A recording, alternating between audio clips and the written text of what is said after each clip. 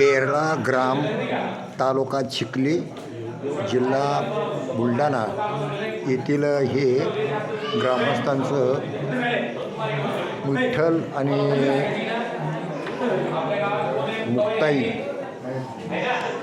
मुक्ताई मंदिर आणि हे ज्ञानेश्वर माऊली आणि हे संपूर्ण ग्रामस्थ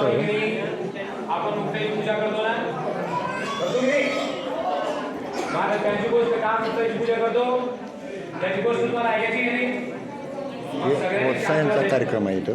मी मागच्या 2 वर्षांपासून मुक्ताई चरित्र सुरू केलेलं आहे, त्याची गोष्ट तुम्हाला सांगतो रे. म्हणून तुम्ही शांततेनं फक्त 5 मिनिटं शांत बसायचं, ऐकलं ना. आता मला सांगा, मुक्ताई, निवृत्ती, सोपान आणि ज्ञानदेव यांचे वडील कोण होते? विसरले नाही का नाही? मग आता ते ऐका, परत 2 मिनिटांमध्ये शॉर्टकट सांगतो आणि पुढे जातो. आपल्याला सगळ्यांना माहिती आहे, आपेगावमधून विठ्ठल पंत आणि रुक्मिणी यांचे हे 4 भावंड, या 4 भावंडांचे वडील हे आहेत.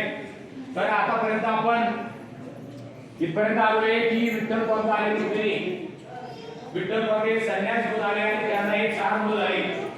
म्हणून विठ्ठल पंतांना त्या गावामध्ये ब्राह्मण लोक अजिबात जाऊ देत नव्हते. ते म्हणत होते की संन्यासाची मुले संत मुक्ताई मंदिर आणि याला मुलं झाले.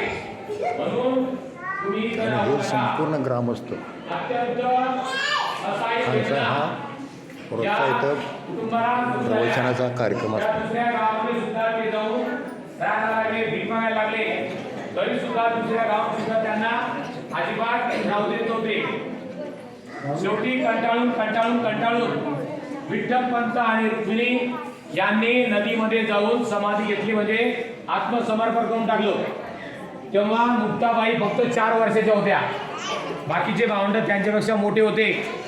पण लक्षात घ्या की आपल्या पोटच्या गोळ्याला आपण थोडंही दूर करत नाही, तर या आईवडिलाची दशा काय झाली असेल हे कल्पना करा. की आईवडील आत्महत्या करतात, आपले 4 भावंड सोडून आत्महत्या करतात, तर ती दशा किती झाली असेल म्हणून याचा आपण विचार करा.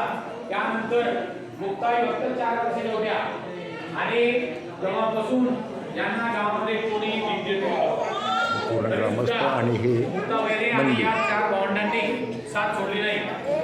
तर आणि पाठीमागच्या कार्य हो. त्यानंतर जे मोठे होते निवृत्तीनाथांनी हे फार मोठे आघात झाले होते.